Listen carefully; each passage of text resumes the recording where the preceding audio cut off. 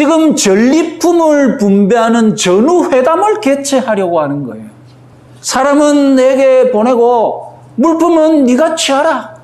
그러나 여러분, 진실이 무엇입니까? 진실은 소돔왕도 이 전쟁에서 패자죠.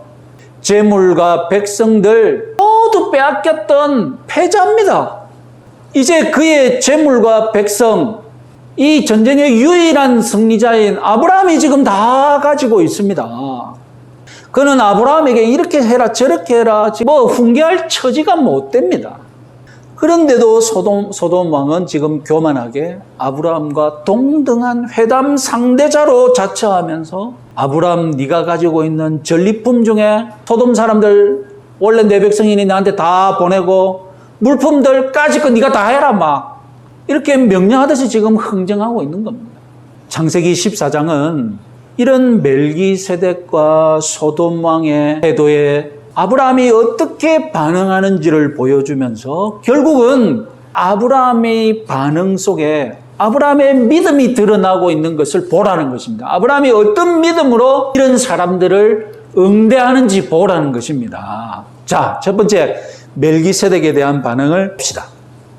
20절에서 멜기세덱이 하나님을 찬양하라고 권하니까 아브라함은 멜기세덱에게 11조를 바쳤습니다. 자, 오늘날 기독교인들에게 11조는 헌금이지만 고대 세계 때부터 11조는 세금이었습니다. 백성이 왕에게 바치는 세금의 일종이었습니다. 아브라함은 지금 11조라는 어떤 헌금을 바친다는 생각을 안 하고 있습니다. 11조는 지금 이때까지 아직 율법으로 정해진 것이 없습니다. 지금 아브라함에게 11조는 세금을 바치는 겁니다. 이것은 지금 아브라함의 처지에서 굉장히 의미심장한 행동이며 또한 믿음을 드러내는 행동입니다. 자, 여러분, 지금 아브라함은 이민자로서 유목민으로서 가나안에서 소속 없이 지금 다니고 있습니다. 아브라함은 고향을 떠나 지금 낯선 땅을 돌아다니고 있는 처지이기 때문에 11조를 낼 데도 없고 낼 필요도 없습니다. 가끔 가다가 어디 뭐 통행세 내라고 하면 싸우지 않기 위해 통행세 정도는 냈겠죠. 이런 처지에서 아브라함은 세금 11조를 하나님의 제사장에게 바칩니다. 멜기세덱이 전쟁에서 이긴 것은 하나님 덕분임을 지적하자 겸손하게 아멘 하면서 나는 이제 하나님의 백성이니 하나님께 세금을 내겠다는 그런 뜻을 지금 가진 것입니다. 11조를 바친 행위는 아브라함 환영하는 사람들이 지금 아브라함을 보기 위해서 살렘에서도 왔고 소돔에서 밑에서 내려도 주위 많은 사람들이 모여 있을 것 아닙니까?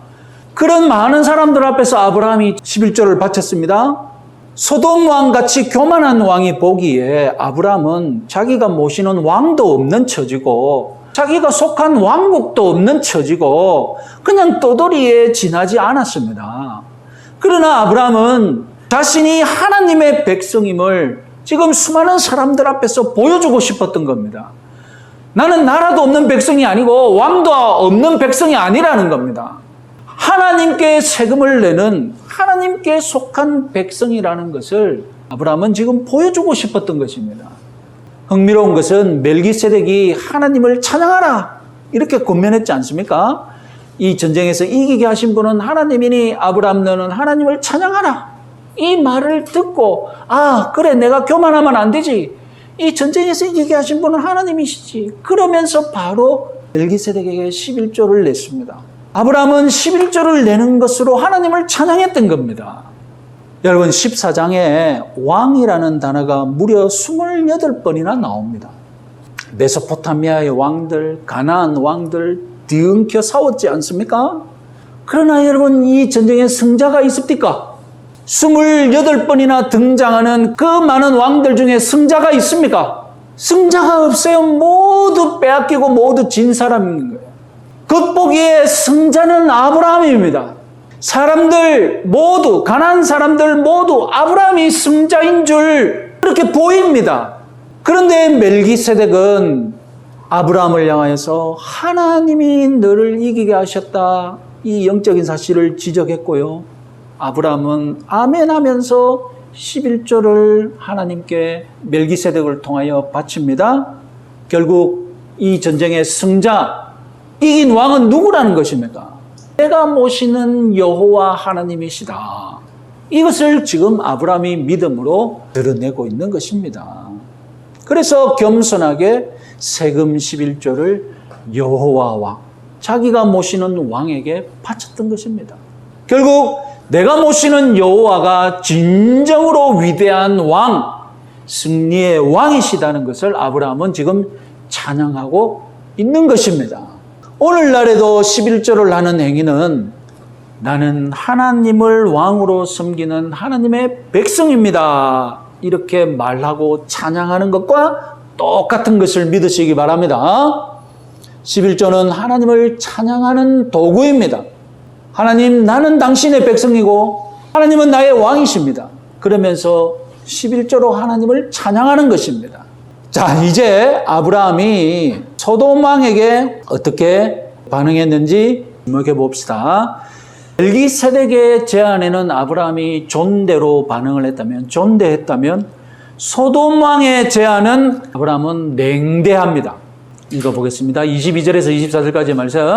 아브라함이 소돔 왕에게 이르되 천지의 주제시요 지극히 높으신 하나님 여호와께 내가 손을 들어 맹세하노니 내 말이 내가 아브라함으로 지부하게 하였다 할까 하여 내게 속한 것은 실 한 오락이 들매끈 한 가닥도 내가 가지지 아니하리라. 오직 젊은이들이 먹은 것과 나와 동행한 아넬과 에스골과 마므레의 분깃을 제할지니 그들이 그 분깃을 가질 것이니라.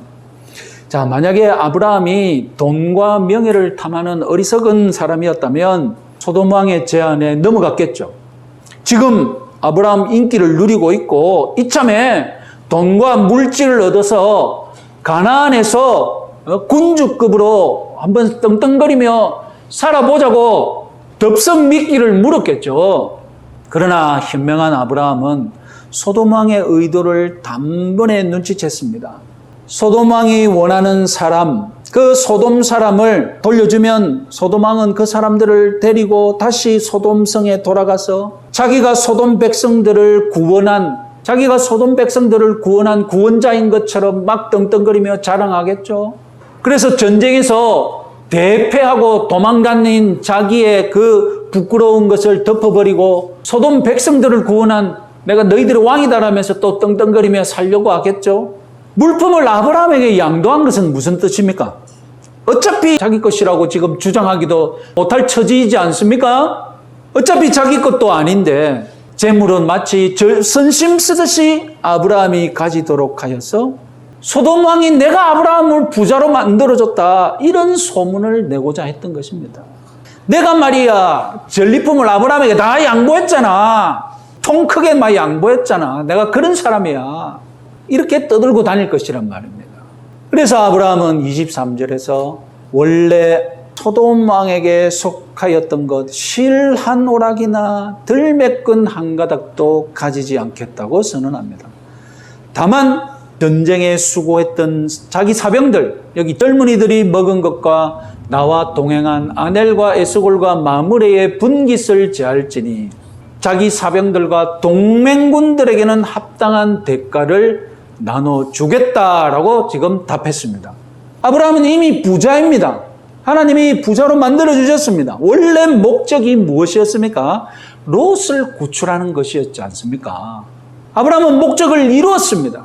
그러나 자기 사병들과 동맹군들은 자기와 상관없는 전쟁을 위험을 무릅쓰고 했기 때문에 내가 이들에게 수고한 것을 챙겨주겠다 이렇게 선언했던 것입니다. 여러분, 자신에게는 엄격하지만 아랫사람들에게는 관대한 이런 아브라함의 모습을 주목하십시오. 이게 믿음입니다. 하나님이 아브라함을 통하여서 뭐라고 하셨습니까? 너는 복이 될지라. 너를 통하여서 주위 사람들이 얻게 된다고요? 복을 받을 것이다. 너가 복이 되고 주위 사람들이 너를 통하여서 복을 받을 것이다. 지금 아브라함이 그 언을 지금 이루고 있잖아요. 그들에게 복을 나눠주고 있잖아요. 안타깝게도 자기 것 챙기는 데는 관대하지만 남의 것 챙기는 데는 엄격한 것이 우리 사람의 본 모습인 것 같습니다. 이것이 바로 타락했기 때문입니다. 짐승 같은 모습이죠. 짐승의 본능이 무엇입니까? 자기 것 먼저 챙기는 것이 않습니까? 자기 밖으로 손대면 주인이라도 흥 하고 막. 은혜가 무엇입니까? 은혜는 이런 타락한 마음을 뒤집고 역전시키는 것입니다. 아브라함이 지금 그런 모습을 보여줍니다. 나는 티끌도 받지 않겠다. 하지만 나를 위해 수고한 사람들은 풍족하게 받아야 한다. 여러분들도 은혜를 받았다면 자기 것 챙기는 데는 엄격하시고 남의 것 챙기는 데는 관대한 그런 삶을 살아보시기 바랍니다. 다시 한번 말씀드릴까요? 자꾸 헷갈리면 안 됩니다. 뭐라고 했더라? 내 것 챙기는데 관대하라고 했던가? 헷갈리시면 안 됩니다. 내 것 챙기는 데를 어떻게 하라고요? 엄격하고. 남의 것 챙기는 데 어떻게 하라고요? 관대한 거예요. 하나님이 우리에게 원하는 건 뭐라고 하셨습니까? 공의를 행하고 인자를 사랑하라고 하셨지 않습니까? 공의는 무엇입니까? 공의는 나나 너나 모두 다 엄격하게 딱 잣대를 대는 거예요. 우리가 공적인 생활에서 그렇게 살아야 할 부분이 있습니다. 누구도 예외 없이 너나 내나 똑같이 공정한 잣대를 딱 재고 살아야 할 때가 분명히 있어야 합니다. 우리 사회는 그렇게 되어야 합니다. 그런데 여러분 뒤에 인자를 사랑하라고 하셨어요. 인자는 뭐겠습니까? 인자는 그 잣대를 나한테 엄격하게 대되 때로는 다른 사람한테는 관대하게 적용하는 거예요. 내가 좀 손해보는 것 같지만 참을 수 있어. 내가 좀 덜 먹는 것 같지만 참을 수 있어. 내 것 챙기는 데는 엄격하지만 다른 사람에게는 관대하게 베푸는 것이 인자입니다. 그래서 우리 신앙생활은 공의의 모습과 인자의 모습이 어떻게 해야 됩니까? 시기와 상황에 따라서 잘 어울려져야죠. 그죠?